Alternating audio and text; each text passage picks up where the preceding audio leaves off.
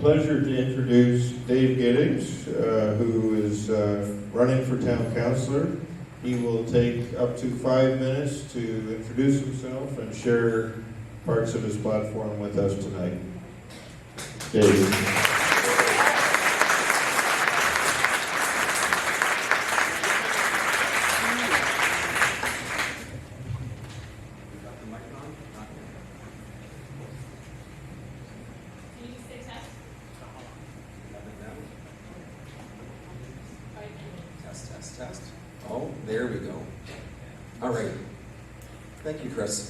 I'd like to thank Ward 3's 5 residents associations for organizing this event. Joshua Creek Residents Association, Clearview Oakville Community Alliance, the Trafalgar Chartwell Residents Group, Oakville Lakeside Residents, and the Chartwell Maple Grove Residents Association. These volunteer groups work tirelessly on your behalf. If you're not a member, there are people here tonight that can help you out with that problem, or reach out to us after the event. I'd like to offer my congratulations to Town and Regional Councillor-elect Janet Haslett-theall.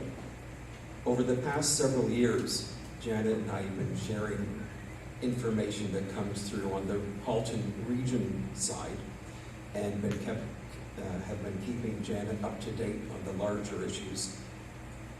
Janet is well prepared and will represent all of us well at the regional table.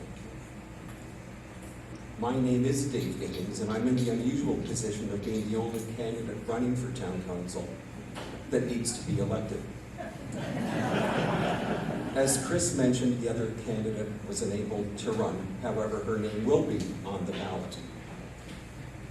This hasn't been a bad thing for me. It has made me reflect on my accomplishments over the past 4-year term and why I'm a strong choice for Ward 3 residents.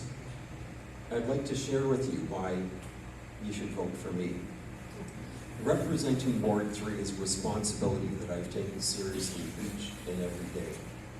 My promise when first elected to town council was to keep residents informed and up to date on items of interest and importance both in Ward 3, in Oakville, and throughout the region. I have kept that commitment through community outreach initiatives, electronic and print newsletters, frequent meetings and conversations, in person, via email, and unfortunately over the past several years via Zoom. I don't know how you feel, but I'm going to be so happy when we aren't staring at a screen.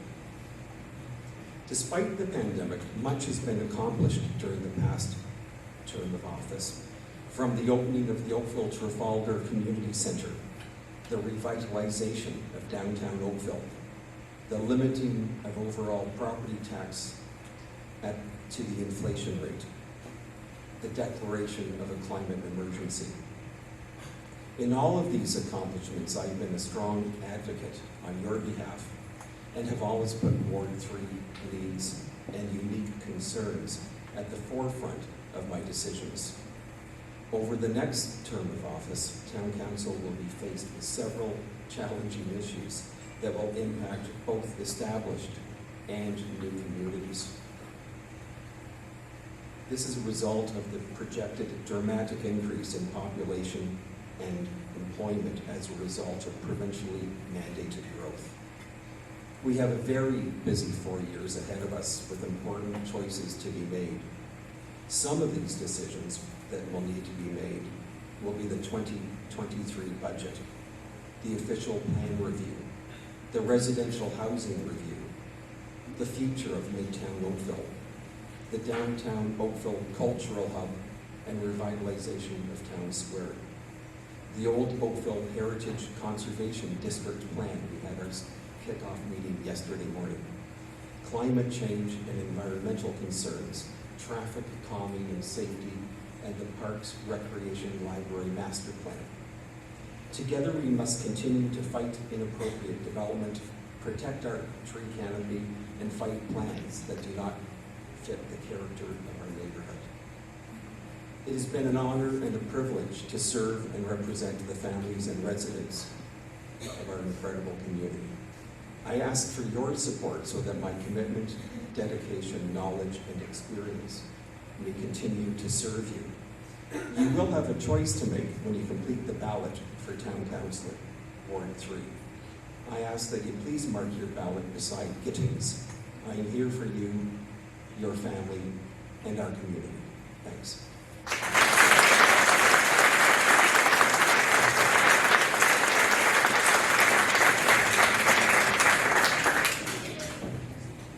Thank you, David.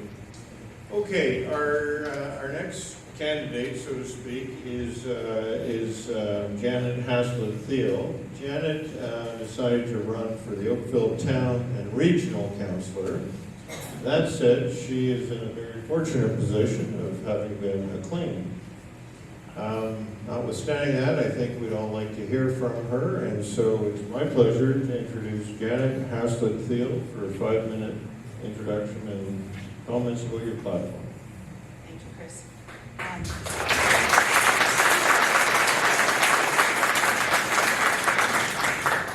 So I too want to thank the Residents Association for continuing the tradition of hosting an all-candidates meeting. We are grateful for their leadership and engagement every day. My thanks to Councillor Gittings, who is a great mentor and colleague. We are fortunate to have his experience and commitment, and frankly, I think we make a pretty good team. And practically,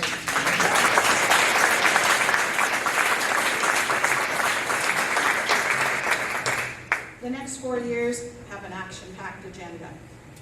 Critical master plans for parks, recreation, library services, and transportation will be redeveloped.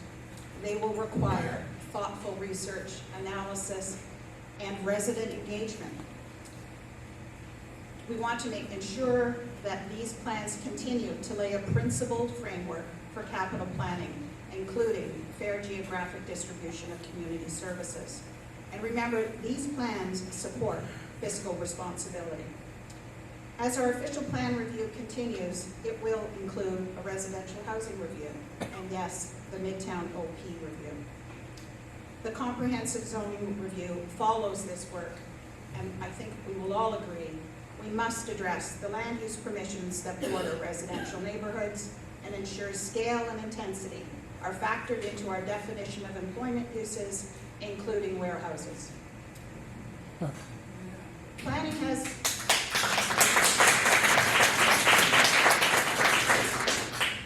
has begun the process to update the old Oakville Heritage Conservation Plan, and it is critical work that will ensure the protection and preservation of our oldest Oakville neighborhood, and it is important work to be done.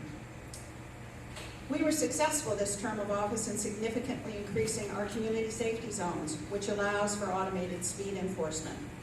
Our goal is to reinforce better road safety habits, and frankly, it costs us money to do this, but it's needed to slow us all down. So we also know there is work to be done, including the evaluation of the 40-kilometer on all residential roads, and there will always be work to be done on traffic calming. I am thrilled Ward 3 is part of the transit shared ridership pilot that will start at the end of October, and I'm thankful transit staff for pursuing this initiative, as it has the potential to be a game changer as we reconsider how we get around the ward and the town. And yes, we have more work to do to create safe, connected, active transportation routes.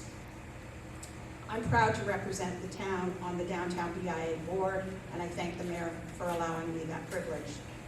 The new strategic direction is a great example of the benefits of bringing community and economic success, and they've done an amazing job.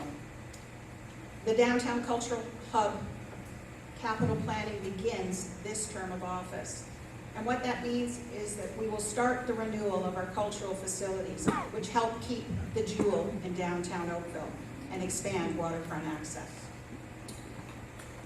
One of our biggest challenges will be to manage growth responsibly and to keep livability at the core of our decision-making. Yes, we are required to have a plan to achieve provincially mandated number of people and jobs per hectare. But how we do that remains to be determined. Staff are working on providing us with research and information regarding the proposed plan, including heights and floor space index, required density, and other permissions and examinations or exemptions proposed, and how they support or impact the goal of a vibrant, safe, healthy, family-friendly, mixed-use community. We must learn from the challenges higher density communities have experienced and ensure plentiful walk-to green spaces, design it so it supports community connections and local services to service that community. Staff have confirmed they've requested, are working on visual models that we have requested, which will help you contribute to the public consultation, which commences in January. I'm committed to work with my council colleagues, planning and residents to ensure Midtown is thoughtfully planned and becomes a place of pride for the generations to come. I'm getting to 15 seconds, so I'm borrowing from Dave. Okay, I'm going fast. No, you didn't. On the regional front, we must ensure our roads, wastewater, and water infrastructure needs are high on our priority list, particularly with those that support a Midtown and mitigate the anticipated congestion. And with our council colleagues, we need to look at a regional transit concept to improve mobility and reduce carbon emissions. We have to support our public health, who have taken good care of us, and we hope never have to rise to that occasion again. And we need to accelerate local climate change initiatives. So in closing, there's no shortage of hot topics. And Councillor Giddings and I are counting on you to be engaged and come forward and share your perspective so we can continue to make Oakville a great place to live, work, and play. I promised 4 years ago, we must respect our past while making thoughtful decisions for the generations to come. It will continue to guide my actions, decisions on your part, and I thank you for your support, and please, get out and vote.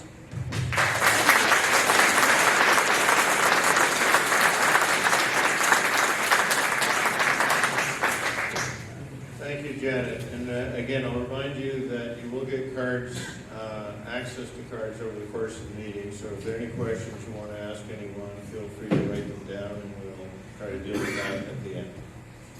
Okay, next on the agenda is to get to know the three mayoral candidates, that being Rob Burton, Julia Hanna, and Jack Kukeler. So they will have 3-minute opening remarks. I've got 4 questions prepared that were given to me by the Residents Association, and then they each get a 2-minute closing comments. So we're going to start at the end with Mr. Burton, work our way down, and then we'll go in alternating order as... So Rob Burton, over to you for your 3-minute opening comments. Hello, it's great to see everyone again. You know, I was actively involved in local issues as a leader of residents, sports, and clean air groups for 10 years before being elected mayor in 2006. I knew how it works. Together, we've had many successes. We created natural heritage systems, local green belts, for Oakville and for Halton. We saved Oakville from amalgamation into a city of Halton. We protected the Glen Abbey Golf Course. We stopped a power plant. We doubled our recreational facilities. We improved our roads. We strengthened our finances. Tax increases in this term of council have totaled 6.7%, while inflation has totaled 13.3%. It's an average tax increase per year for 4 years of 1 2/3%. None of our neighbors come close to our record on taxes. Thanks to rising income from town energy services enterprises that I initiated, we can now afford the new Performing Arts Center that we need, the new main library, publicly accessible waterside pubs in our harbors, new parking for our 3 traditional Main Street areas, and a 2,000-acre eco park. Already, a new 7th community center with a tournament-quality cricket field and much more is underway. My consultative style with council creates respectful meetings. My consultative style with other levels of government and the residents of Oakville has brought great progress to our town. My monthly Community Leaders Roundtable keeps awareness high and gives early input to town plans. We all understand municipal leaders take a vow to uphold the law. We can and do challenge proposed laws when appropriate. Once the legislature enacts a law, like say the growth plan 16 years ago, we have to make the best of it. We find the areas of flexibility and use those to improve livability. I'll keep making Oakville more livable by protecting green space, directing growth away from our established neighborhood streets, creating and maintaining parks and recreational centers, electrifying our transit fleet, and I'll grow the strength of our finances by growing our dividend investment income faster than taxes. We'll make Midtown Ontario's most livable urban growth center. I'm a leader with a record of getting what I promised done. Respectfully, I ask for your support and for your vote in this coming election. Please vote Rob Burton for mayor. Thank you.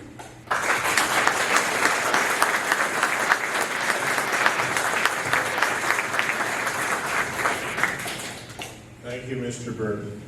It's now my honor to introduce Julia Hanna and offer up 3 minutes, Julia, for you Can we stand up? Absolutely. Thank you. to hear. As an Italian, it's very hard to sit down and talk.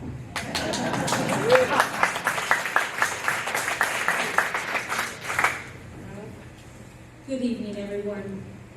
I am grateful to be here tonight with all of you because I know we share one thing in common, and that's the love for Oakville.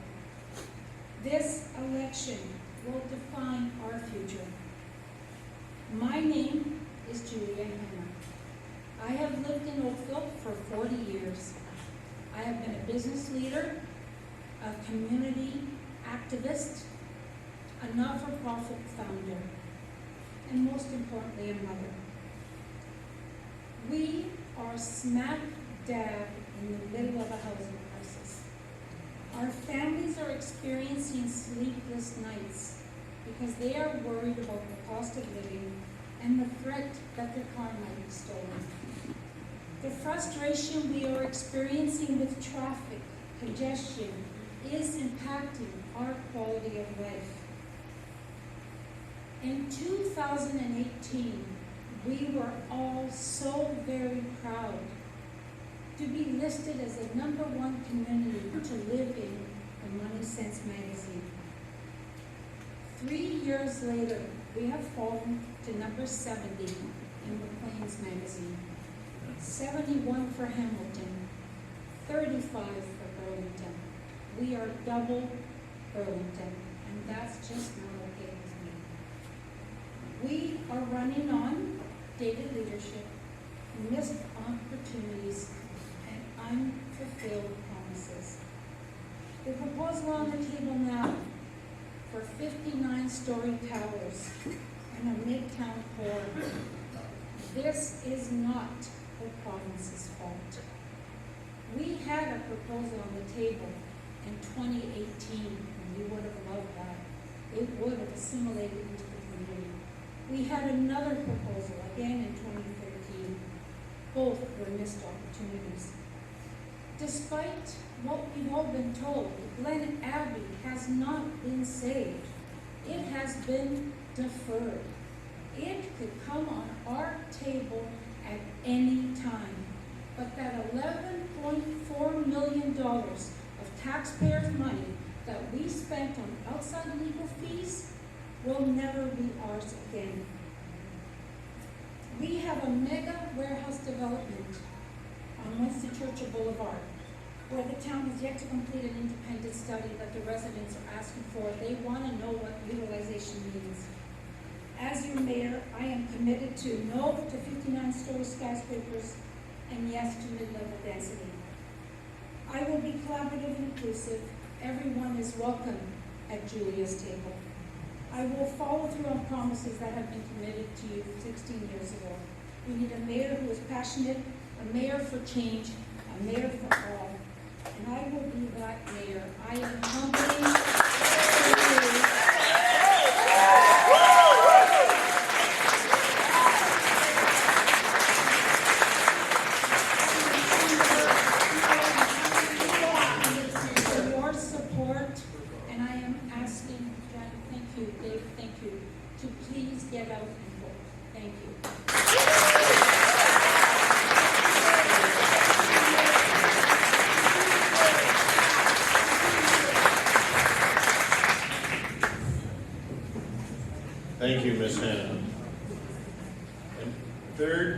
my absolute pleasure to introduce Jack Kukler.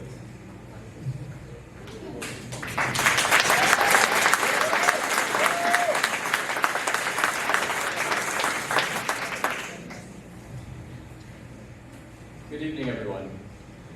I want to open by thanking the young people who have come here today to this event tonight. It's inspiring to see you here taking action to be active voters in your community and engaged. It's so important. My name is Jack Haslett. I've lived here in Oakville for over a decade. I grew up here. I attended St. Vincent just around the corner. And I went to STA just down the street. I started my business here, and now I attend Sheridan in their Bachelor of Film and TV program. It's a beautiful town, and I love living here. Oakville is a place of opportunity where you can grow and learn. I began my journey in politics when I was just 11 years old, when I wrote a letter to the editor of the Mississauga News about lowering the voting age to 16. I was then brought on News Talk 1010 to discuss it. That was the start of a lifelong love for civics. In high school, I represented my community. I represented my high school in the community and at the board level. I've worked as an election official at the provincial and federal levels, as well as canvassing for other candidates in the municipal elections. The voter turnout was just 37% of eligible voters here in Oakville last time, and it's just not enough. And that's what drove me to be here in front of you today, representing those who may feel like there's nothing for them in our political system, or just not feel heard. Now let's be honest. I'm young. Your initial reaction when you first heard about me and how I was running might have been like, whoa. On the first day of classes this year, one of my professors asked me if I was running as a protest or a joke. The answer is no. I'm here today to bring youthful energy to Oakville. Make it ready for the future. Work smarter, sustainably, and support inclusivity. But how do you know I'm not a reckless young man? Believe me, you would not be the first to ask. I started my photography and videography business when I was 14. Sometimes people were doubtful about hiring a 16-year-old to shoot their wedding. How can you trust someone so young? But they were very happy with my work, and I did get clients and repeat clients, and I delivered. I learned, I performed, and gave them results they could count on. I plan to do the same with our town. I want to bring fresh ideas and a new commitment. I'm used to leadership, I'm used to dealing with people of all ages, and I'm used to bringing a creative outlook to projects, and that's exactly what our town needs. I understand new technology and how we can apply it in our town to keep up with today's rapidly changing world and keep Oakville ahead of the times. With all due respect to my esteemed opponents, the future is here now, and young people are ready to grow with it. Thank you.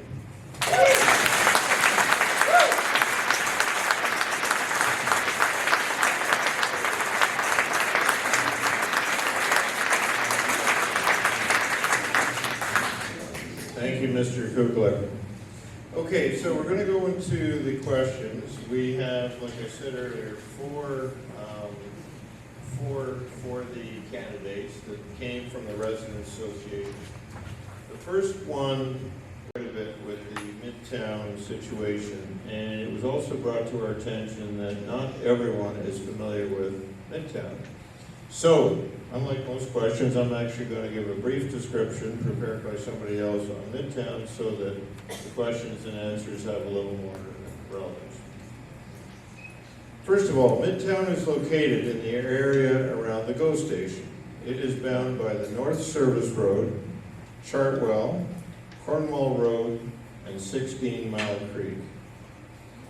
Okay, so think about that. From Chartwell over to 16 Mile, from Cornwall up to North Service Road. That's what's considered Midtown in Oakville.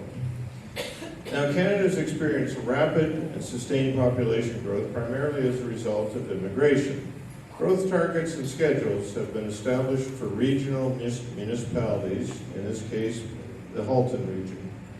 Growth is assigned primarily to transit hubs, and the GO station and surrounding area is Midtown, is the major transit hub in Oakville. The trickle-down target for Midtown is approximately 20,000 residents and employment positions combined by the year 2031. The proposed development. Midtown has been selected for intensification. Oakville has established proposed criteria for development. 3 developers have already submitted proposal, and 2 have been provisionally approved and await final approval after detailed review by town planning and regional servicing.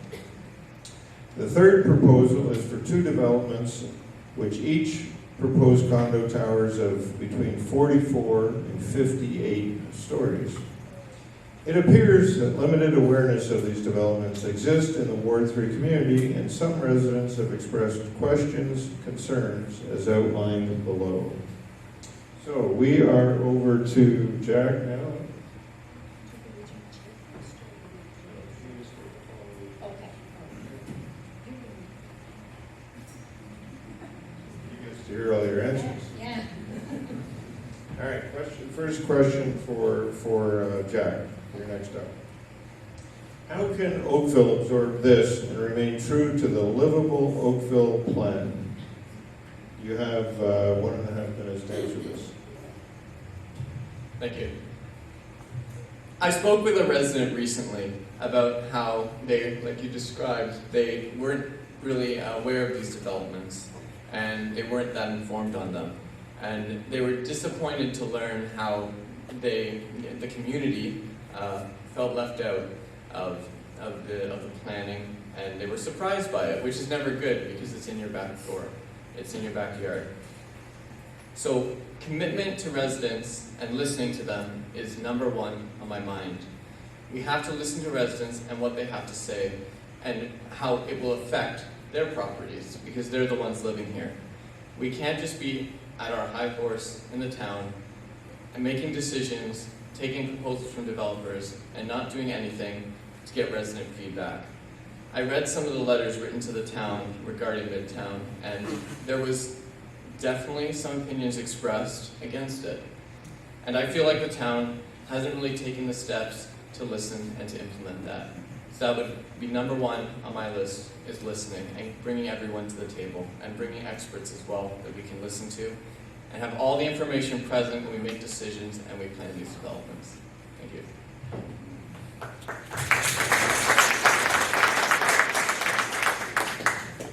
Thank you. Okay, just as a reminder, each of these questions you're allowed 90 seconds to answer. So we're back at the beginning of the table to Rob Burton. So they get the same question. How can Oakville absorb this and remain true to the livable Oakville plan?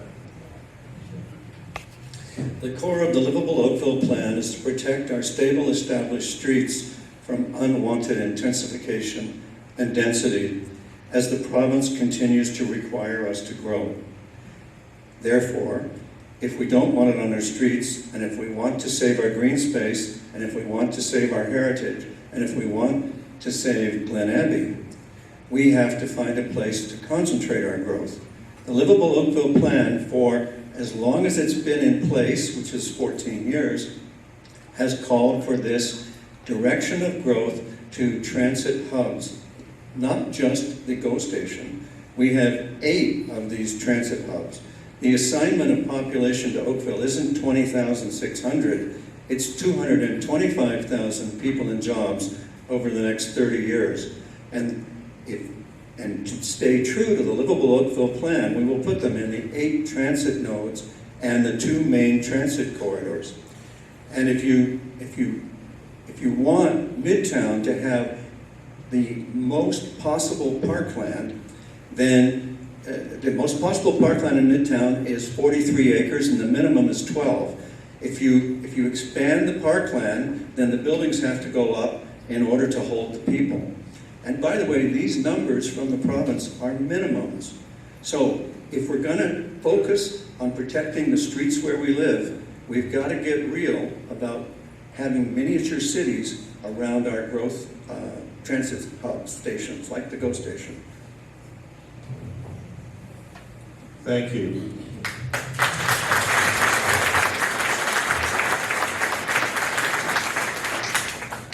Same question to Julia Hanna. How can Oakville absorb this and remain true to the livable Oakville plan?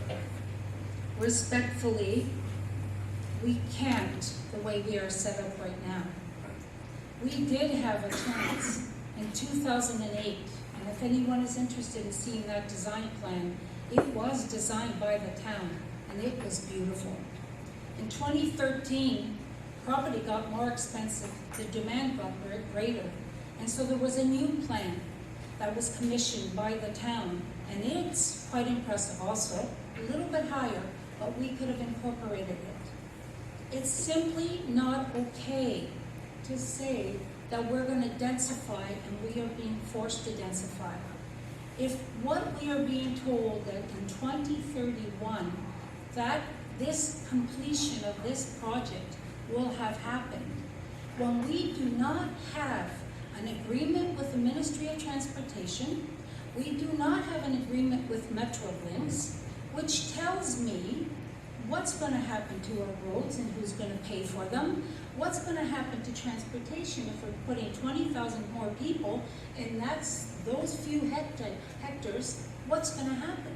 So without negotiating with Metrolinx and the Ministry of Transportation, and not paying attention to those two beautiful designs that we had in place, because it was too easy to say no growth, and it was irresponsible to say no growth.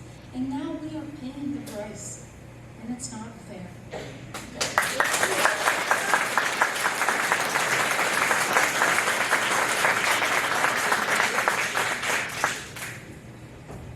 Okay, Jack, remind me, I started with you, right, on that question? Okay, so we'll go to the end and we'll start with Robert. The next question is regarding the cultural hub.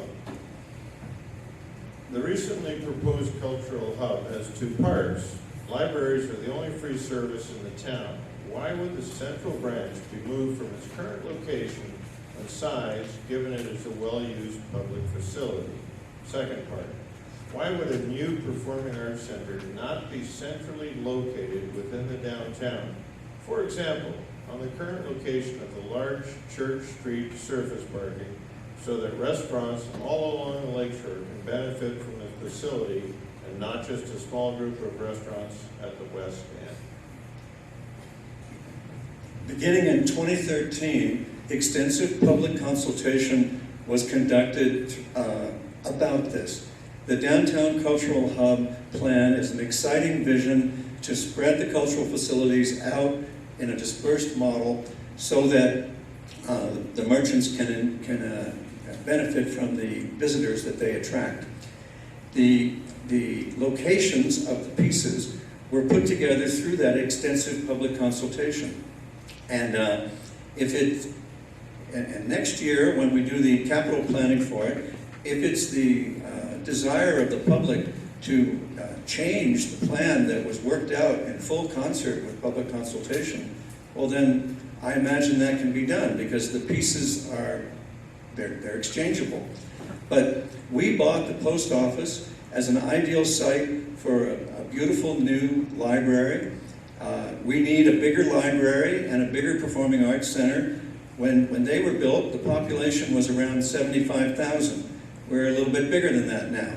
And the town was not allowed to borrow any money to build the performing arts center, so there's no balcony, no elevator, no accessibility, and there's only one wing and no fly space and a very limited backstage. We need a new performing arts center. I have a plan to deliver it. I'm agnostic about what the location is. All I care about is that we get on with it.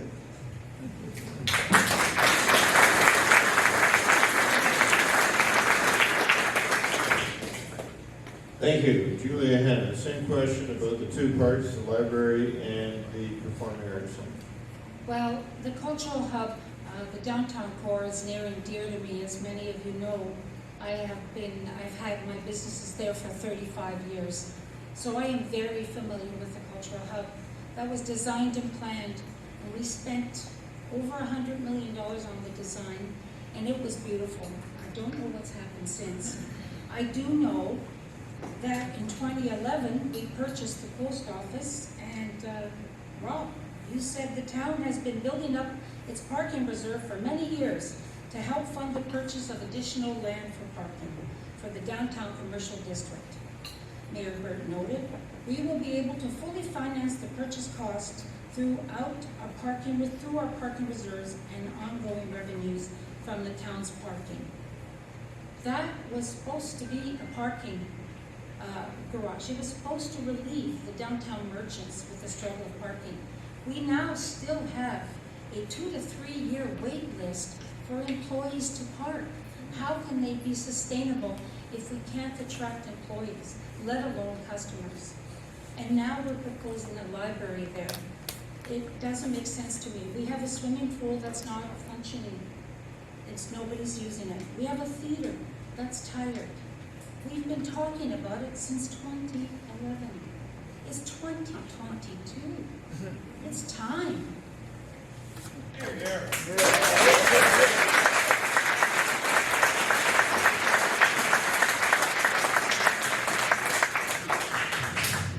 Thank you, Julia.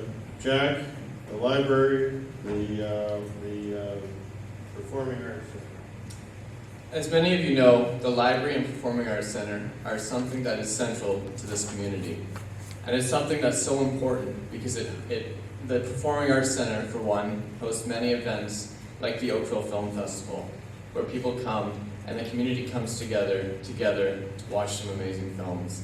And the library is a place where anyone can go for free. It's centrally located, and it's a place where it levels the playing field and gives resources to everybody. Moving them away from a central location will take away from the community, take away from these events. A lot of other cities have these centers, like a theater, in the middle of nowhere, where you drive to it to just see a show, and that's it. Oakville is like a small little city downtown where you can go to dinner, and then you can go to a show, and you can enjoy your night, and you can walk there. It's something that is part of this community, and I'd want to keep it that way. Absolutely. Thank you.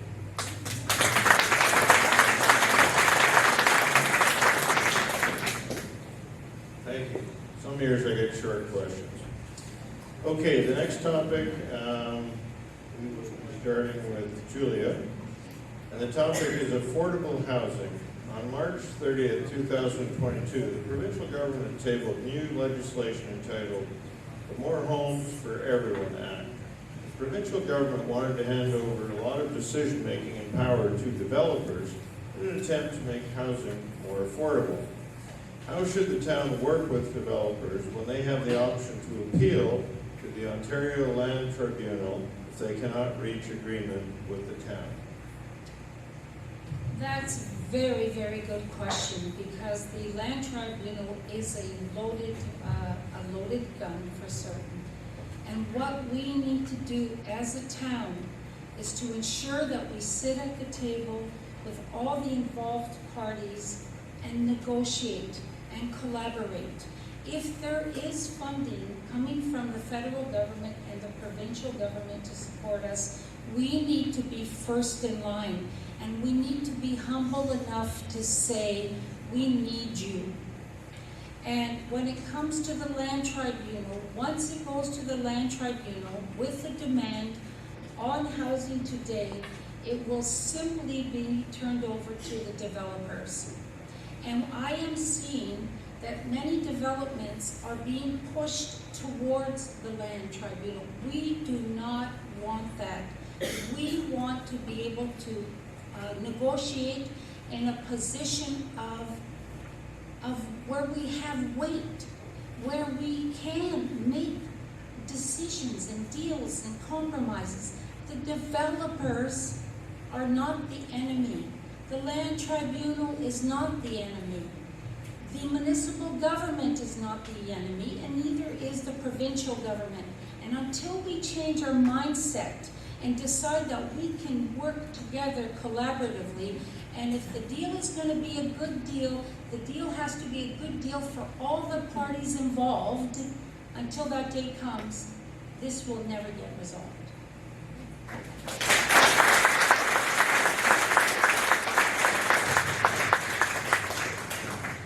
Okay, thank you, Julia. Jack, Ontario Land Tribunal challenges. Absolutely, and I agree with Julia. We really need to sit at the table with all parties. It's about collaboration. And we need everyone at the table, and we need to make informed decisions about it. There are developments right now across the GTA, and it's not just an Oakville problem, where developers are going to the Ontario government and they're just getting their way. And it's because of a lack of collaboration. And if we don't work with them and find solutions that work for everyone, they're just going to do that. And if we spend years fighting it at that level with legal fees and with lawyers, and we stretch it out, you can have developers losing all their money, and then they end up cutting corners on the development, or it goes to a different developer entirely. And that's not what we want. We need to build communities now for our future, and we need to build housing that that people like me can afford and live in and stay in Oakville.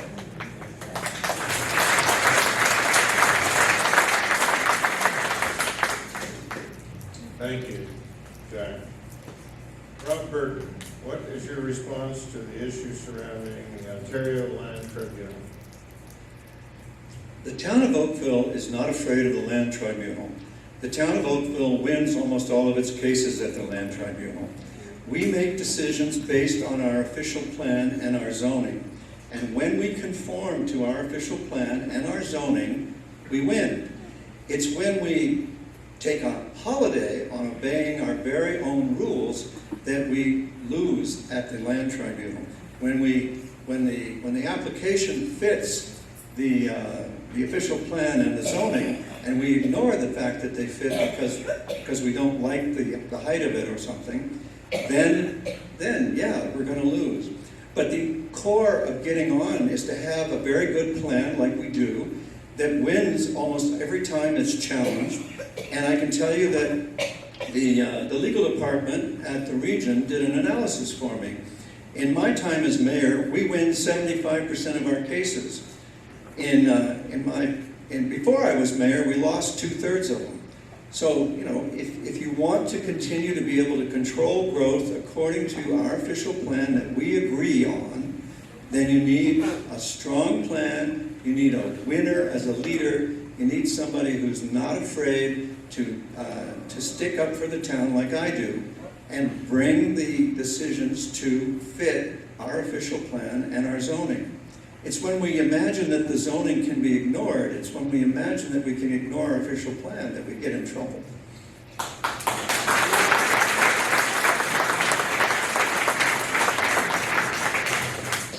Okay, thank you. So that was our third question. Our fourth and final one is as follows. We'll start with Jack. What do you think are the two top issues facing Oakville over the next 4 years? Thank you. The two biggest things that are facing Oakville all surround our growth. And it's our development and it's our infrastructure and transit at the end of the day. If we're going to have this growth and this development and this density where we're going to have all these people living in one area, we need the transit, we need the infrastructure to support those developments. If we don't, we're going to end up like other cities in the GTA where it's just all these cars and it's too hard to get around, even if they're by transportation hubs, because if the transit isn't there, nobody's going to use it. And I find that right now. I talk to many residents who don't use the transit because the routes just don't make sense for them, or the hours don't make sense for them. If you have a student who's at Sheridan College and they want to have a job at the entertainment hub where the Cineplex is, there's a route. It's 17 minutes, you get on and off and you're done. But if your job ends at midnight, it's then 4 hours and 30 minutes of transfers to get back to Sheridan, which is just not good enough. And that's just one example. We need to improve our transit and make sure we have the infrastructure and the ability to support those developments. And that doesn't mean just widening every road. That means finding creative solutions, new technology to keep everyone moving and to keep our transit expanding. Thank you.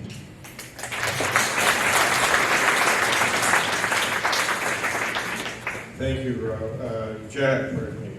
Rob Burton, what do you think are the two top issues facing Oakville over the next 4 years? The two biggest issues facing us over the next 4 years are dealing with affordable housing, the need to grow housing, and the province's orders on that. We have to make sure we create market housing in the quantity they want, affordable housing in the quantity they want, assisted housing in the quantity they want, and we've got to make it possible for everybody to move around. And the good news is, as of up to now, we have met all of our targets from the province for growth in all those sectors. So we're one of the good boys and good girls, if you like, on keeping up with the orders from on high. The second biggest issue facing us is climate change. And we have to do all of this in a way that won't make our contribution to climate change worse. Thank you.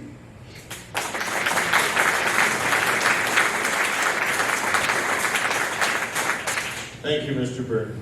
Julia Hannon, what do you think are the two biggest issues facing Oakville over the next 4 years? We are now, like the rest of Canada, most of Canada, we are struggling with a housing crisis. So we will grow, but it's how we grow that will matter. We have recently grown a new development. It's called Ward 7, and it was developed by a very internationally renowned founder of the Congress for New Urbanism. And it was meant to be designed like a European village with a walkable community and transportation. I want you to speak to anyone in Ward 7 and ask them if they have a walkable community or any transportation. They don't. And we cannot keep repeating those mistakes, because just like we cannot even contemplate 59-story towers, 20,000 people in the Midtown core until we have negotiated a deal with the transportation, Ministry of Transportation, and with Metrolinx, because for too long and too often, it's like, oh, we forgot about that. Infrastructure has to match development, and they have to go together. Because if they don't, the quality of life in this community as we know it is compromised. Talk to anyone in Ward 7, and I don't want to say 5 years from now, talk to anybody in the Midtown core.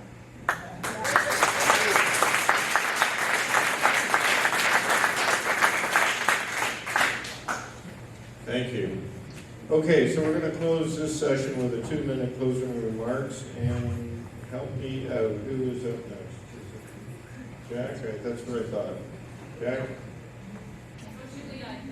Is it me? All right, Julia, you've got 2 minutes to close out your comments. Well, first of all, I want to thank all of you for being here tonight. It confirms why all of us are sitting here, because we know that this community of ours is like none other. We have had 2.5 years that have robbed us of so much. If we didn't have the trails, if we didn't have the lakefront, if we didn't have our diverse communities like downtown Oakville, Kerr Street, and Bronte, those 2.5 years would have been a greater burden for us. But I'm asking all of you to be fearless, because we have to fight to ensure what we have had for so long doesn't slip away. When I hear residents in certain neighborhoods calling themselves the Mississauga, and other neighborhoods calling themselves the Brampton of Oakville, we need to listen. There's a rumbling. There's a shift happening. Please, let's react now. Let's fight to preserve what has been the grandest and the greatest. Because I know from operating businesses almost my whole life, I was 26 when I started. You are only as good as your last meal. Doesn't matter what you did 15 years ago, 10 years ago, years ago, what are you doing for me now? And we need energy. We need passion. And this job is 24/7. Go, go, go. And there's no rest. And this is no time for weariness. This is time to give it everything we got. So help me to do that.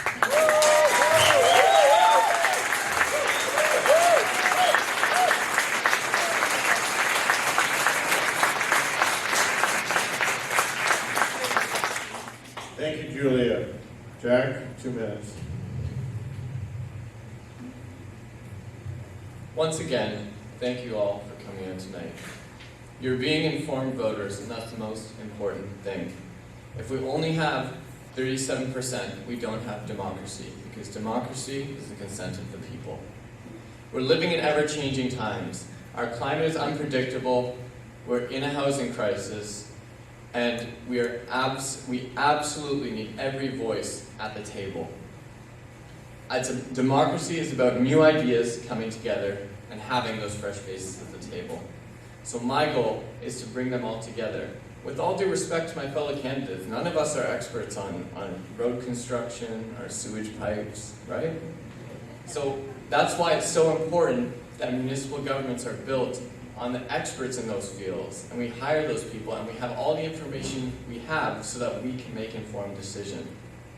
I'm looking to the future where Oakville is smarter, more sustainable, and supporting inclusivity. I'd like to end with a quote from anthropologist Margaret Mead, who said, "Never doubt that a small group of thoughtful, committed citizens can change the world. Indeed, it's the only thing that ever has." Thank you to everyone who came out tonight, especially our young people. Because you are all thoughtful and committed citizens who will make change for the better. Vote Jack on October 24th. Thank you.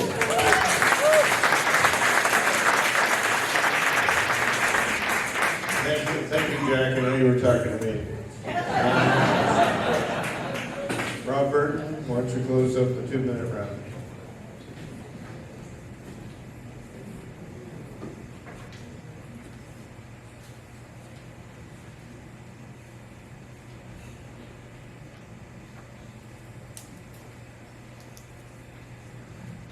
It's been a delightful evening. It's great to see the people from all over town who came here tonight.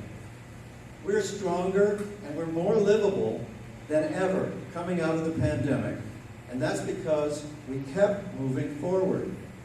We added new parks, new recreation center, a wider Trafalgar Road. We began replacing our transit fleet with electric buses. We created a revitalized downtown that is an attraction all around the GTA. Customers are pouring into the shops. We kept adding new private sector jobs. And you can count on me to keep protecting our green space and our farmland and to meet or beat our climate change objectives. We'll keep upgrading our streets, our 2 other main streets, our facilities, our parks, our public spaces, and we'll keep attracting well-paying jobs and new businesses. You can count on me to win when our community is attacked because of my track record of victories. Saving the Glen Abbey Golf Course, saving our green spaces, preventing municipal amalgamation, and stopping a power plant. Only I and your existing council can be trusted to keep Glen Abbey safe. The only way we can lose Glen Abbey is if Clublin gets a new mayor and council who would repeal the bylaws that are now in place protecting it. So, you better choose carefully. If there's a storm, and if you don't want to save it, then you know what to do. If there's a storm coming, I hope you want the mayor who steered us safely through the last storms. It's up to you. This election is about moving forward, confident in ourselves, and our future together as a caring and diversity-embracing community. Let's create our future together. Please vote Rob Burton for mayor.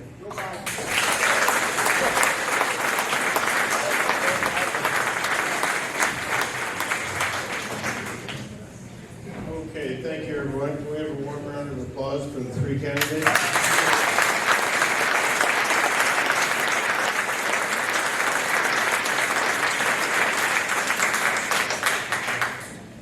Let me remind you one more time, we will have Q&A on written cards at the end for about 20 minutes if we have that many questions. So if you're getting curious about anything, please find someone who's circulating the cards, write down the question, we'll do our best to answer it.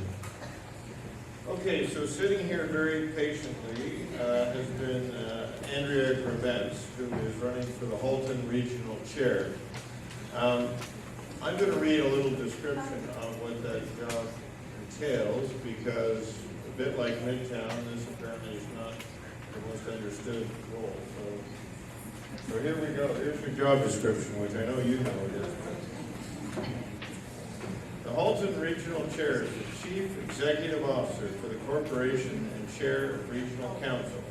As a reminder, the Regional Council provides the following services to all 4 municipalities in Halton: recycling and waste management, infrastructure, which includes waste and water treatment and regional roads, agriculture, conservation Halton, environmental health, public health, employment, and financial aid, debt finance, housing support, paramedic services, food safety, police services, regional planning, emergency preparedness, Invest Halton, and senior care. A key role of this is the growth management, which includes determining how the provincial growth mandates requiring a certain number of people and jobs are allocated to each town. The region reviews changes to each of the town's official plans, including zoning, alignment with the Halton official plan, and conformity with the provincial planning policy. You are a busy person if you get this job. So there are 3 candidates running. Gary Carr sends his regrets. He had another commitment, and the third person is not here. So it's my absolute pleasure to introduce Andrea Grabentz and ask you to spend up to 5 minutes describing your platform and introducing yourself to me. Thank you very much. Thank you very much, Chris. And first thing I want to say is thank you so much for coming out tonight. It's great to see an engaged group of people. The territory I have to cover is 1,000 square kilometers over 4 municipalities, and really there are very few opportunities that I have been invited to actually speak, which is surprising because the region's operational budget is $850 million of your tax money. Isn't that amazing? But you hear so little from this position. So why is that? Why aren't we hearing from the regional chair right now? He's been in there for 16 years. So I'd like to bring a fresh vision, strong leadership to the position. I'm currently a trustee with the Halton District School Board. I have been for 8 years, and I was board chair for 4 years, up until December of last year. And you know what's interesting? Is the budget of the school board is also $850 million. So I am very used to working at a governance level for a large, publicly funded institution. I would like to move from educational priorities to regional priorities. I'm not into change for the sake of change. That's not the way I work. I think we need to look at continuous improvement and be strategic about it. I love Halton. I've lived in Halton 43 of my 50 years. I want to grow old in Halton. I want my children to be able to live in Halton and raise their families in Halton. So We need to tackle some things. We do need to look at affordable housing. I have 3 children. They're going to end up living in my basement if we don't do something about it. Please help me. So we need to get together. We need to collaborate. Multiple levels of government get together and solve this. As you've heard, we have to grow. We're mandated to grow by the province. That also means more waste. Right now we have a landfill site up number 25. It's in Milton. It's going to fill up. Why aren't we talking about what next steps are? Are we going to dig another hole in Halton? Are we going to ship our waste like we did for 10 years down to the States? That's Halton's dirty little secret. Or do we look at places that have already been solving this problem? Why don't we look at Switzerland? Why don't we look at Japan? See what they're doing. You know what they're doing? They're creating clean energy from waste. Let's see if we can do it here. Why not? We also have to take care of our most vulnerable. We have, the Halton region has social housing. And as I've been walking around talking to people, I've come across people living in our social housing. And I'm telling you, it's not great. I'm talking to single mothers who are dealing with rats. They're dealing with mold. They're dealing with bed bugs. And they're coming to me because I'm a candidate. They should have other ways to talk to people. It's falling through the cracks. That's our money. That's our money supporting people in social housing. The purpose of social housing is to be a temporary help for many people. And we're not taking care of them. We're actually making their life more stressful in the housing we're providing. We need to set up some basic standards there. We also need to set up a conduit of communication for the residents that are in our social housing, so they know who to talk to when there's problems. It shouldn't depend every 4 years a candidate happening by. So let's look at these things. I'm a very strong advocate. I'm used to working with the Ministry of Education, the minister. Lots of conversations. He would call me by my first name and not because we were buddies. Because I'm a squeaky wheel and I get things done. And I think it's time to get things done in Halton. Thank you.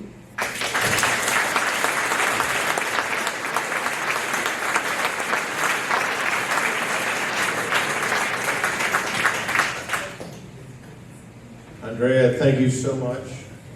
Appreciate you sitting there and being patient, and thank you for attending. Okay, so let me try to figure what cards just got delivered. The mail showed up. Councillor only. Okay. Giddings, Ward 3. When will the old OTHS be dealt with? Is that for Janet or is that for me? Well, The old Oakville Trafalgar High School, when Halton Healthcare had that, we gained it back when we received the hospital lands, which is now the home of the new Oakville Trafalgar Community Center.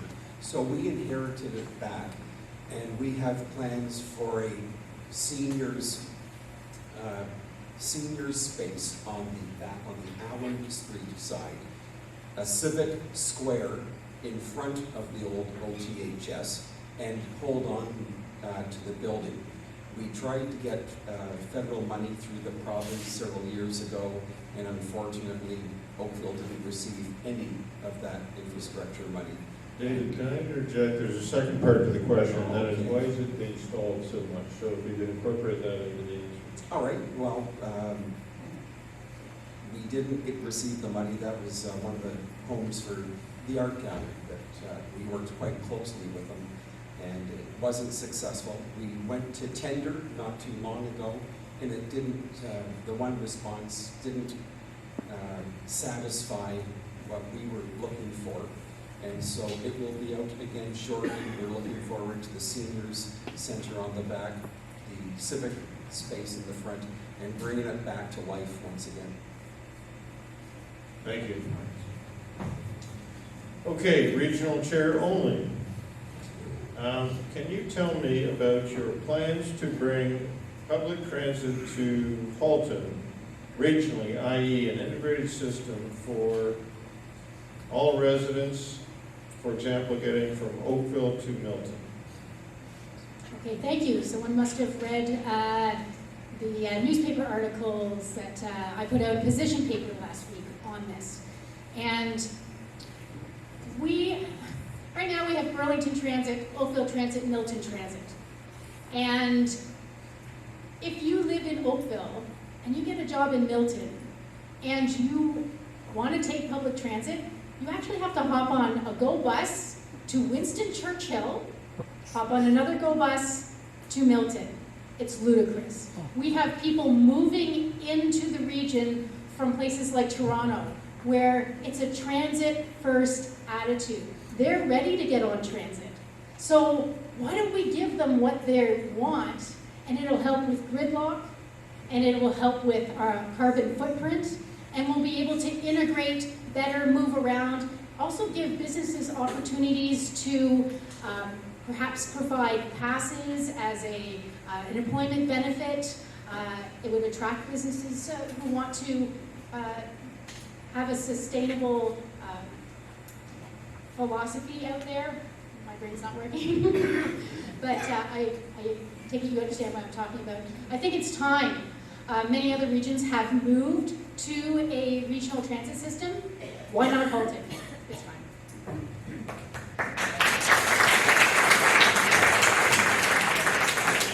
You've got two more, so I'll ask them together.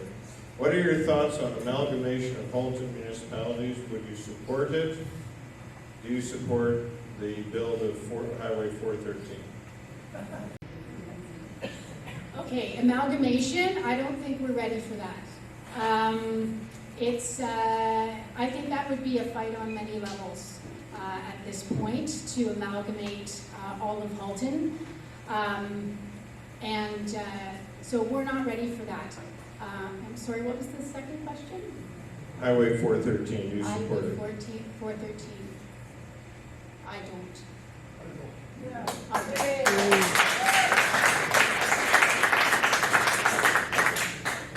Okay, I've got a bit of a long one here. This is for the mayor and the chair, so after I read it, let's figure out who's going to answer it. More than 3 years ago, Oakville declared a climate emergency and then promised to reduce greenhouse gas emissions by 80% by 2050.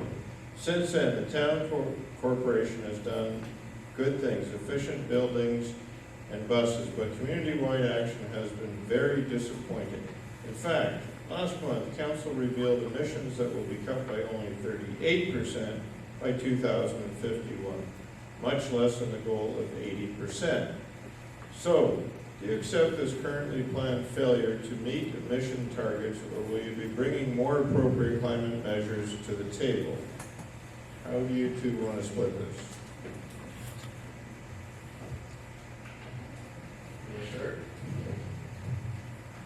In my platform, I'm pledging to create a home retrofit program for energy saving.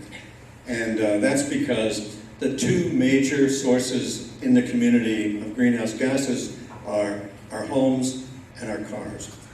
And the government and industry, the car industry, have done a really good job of shifting car making to electric vehicle manufacturing. And in fact, the Ford assembly plant here is going to be a world center for electric vehicle manufacturing.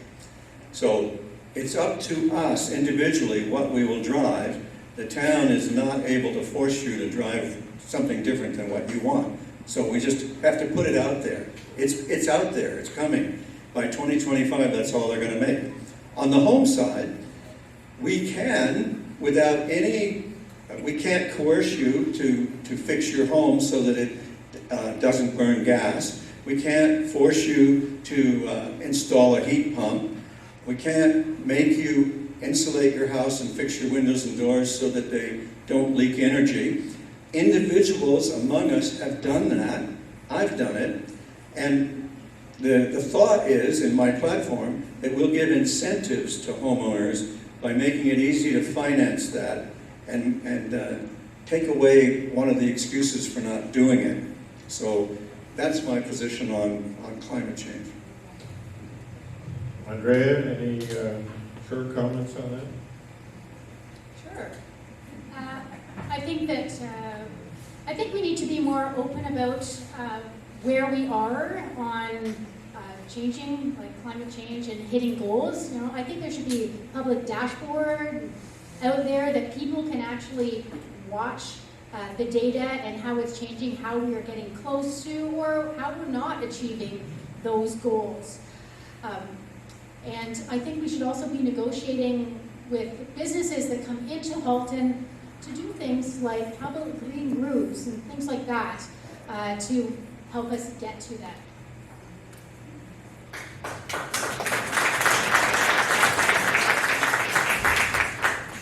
Thank you.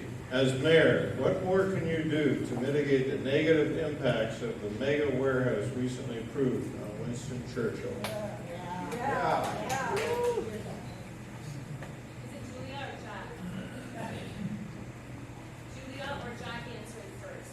Well, that's a good question. Why doesn't Julia, do you want to start?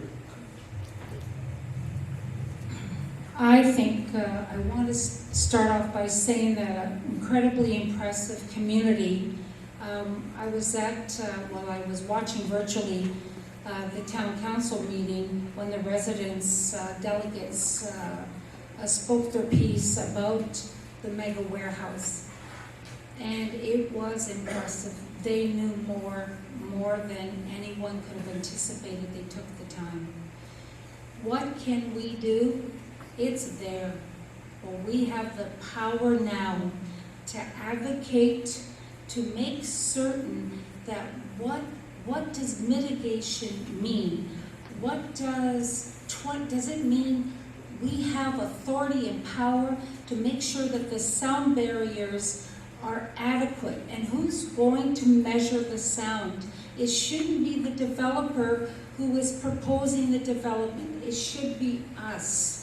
And we have the ability to enforce that. We also need to know what's going to be there. What I hear from the residents is, what does it mean? What does it mean? How many hours are they going to be operating? How many trucks are coming to the facility? Those are very reasonable questions. And things like technology. When we look at technology and what it can do to simplify and improve our life, there's a technology in California that's being used now with trucks. When they back up, there's a backup system where there's no sound. We need to be innovative and creative to ensure that that warehouse will do its business, but the property value of the people who live in that area will not be affected, and the quality of life that they have become accustomed to will not be affected.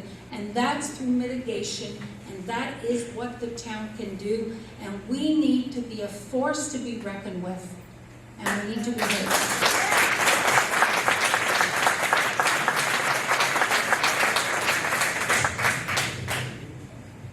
Thank you.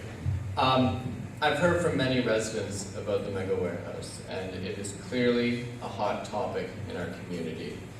And industry is obviously an important part of Oakville. It's our backbone, but like Julia said, mitigation is essential. We need to work with the company and with the developer on mitigation and how we're going to tackle that. This is not the first time that all of you, have been in this fight. It's not the first time. And we need to be collaborative. We need every person we can at the table to be able to make smart decisions to work towards the future with it. And mitigation is a big part of that. Absolutely.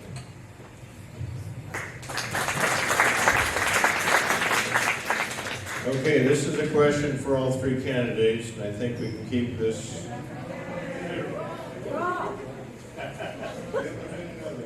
All right. Council imposed on the warehouses the strictest site plan conditions in the history of this town.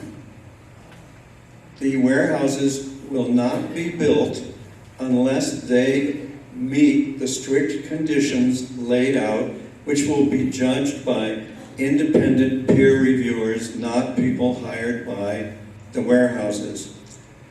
It's as good as it could ever get on land that has been 75 acres of land that's been zoned for warehouses since before the homes were built there. P.S. I know a little bit about this. I live there. So, I'm very proud of what we did. I have no doubt that technology will be required and used by the applicant if they wish to build their businesses there. But they're not getting their building permits until and unless they prove to independent experts that they've met our conditions for no impact on the homes. Thank you.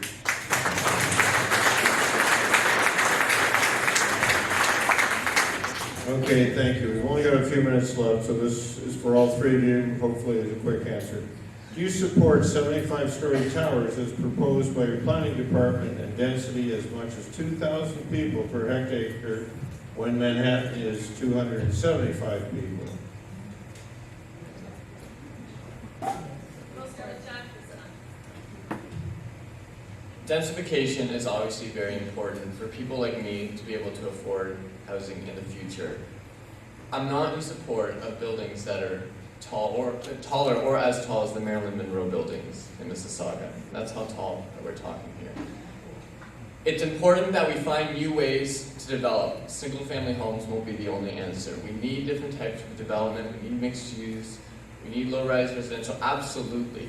But I don't think we need such tall skyscrapers in this area.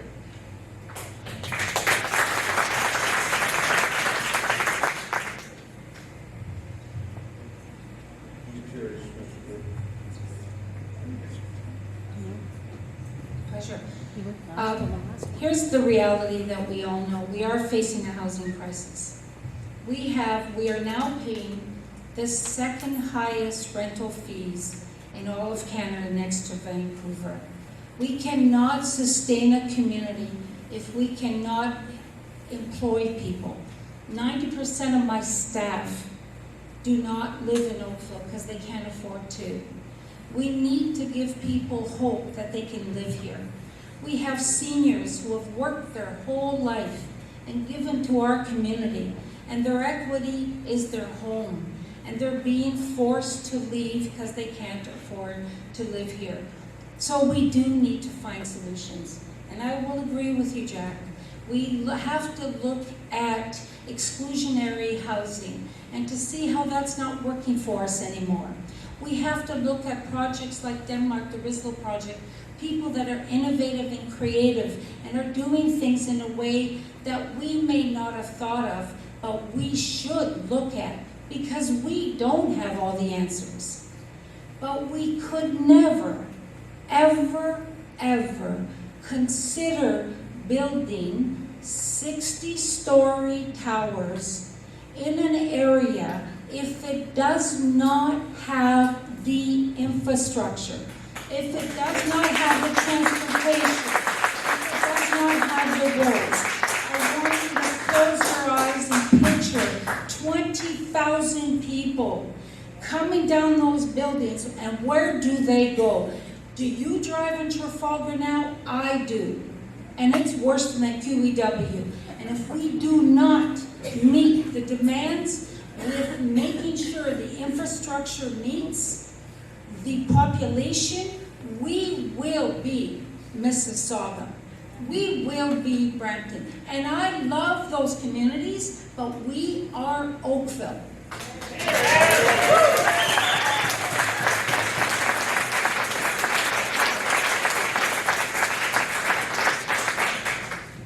I've got a whole bunch of good news for you folks. Number one, I don't support 75-story towers. Number two, we don't let people build until the infrastructure is there. We put what's called a hold on their permit until the infrastructure is ready. So, and then I just want to deal with some bad math I heard there.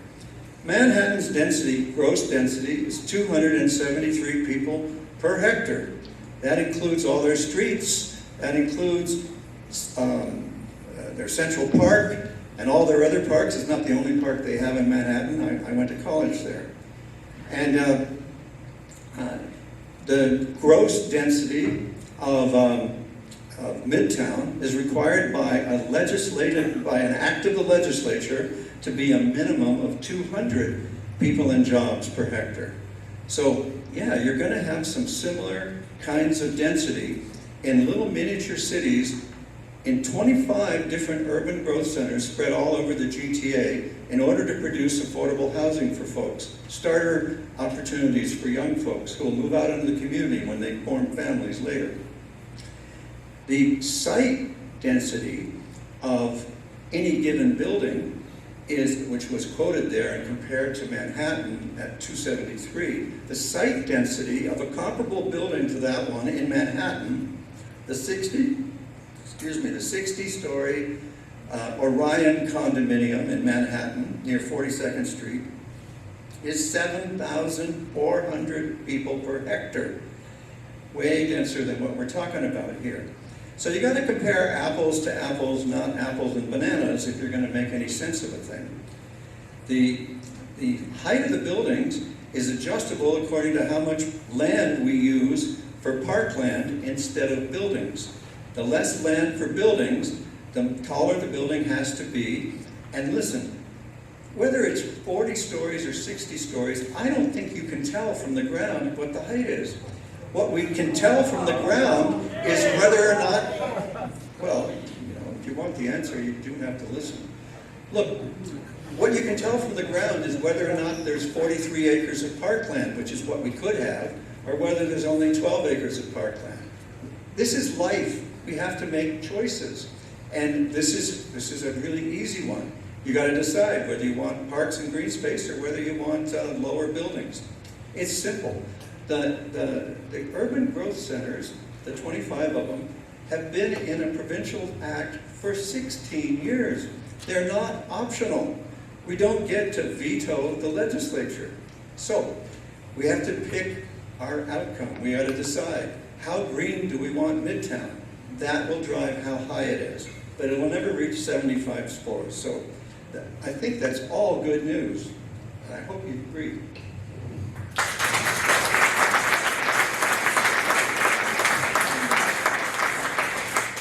Okay, our final question is to all candidates, but I think I'm going to turn to my right because my neck's getting sore turning left. There are three parts to this. We've answered the first two about Winston Churchill and high rise. The second one, I guess, eventually was going to come up. What about the teacher's dress code at OTHS?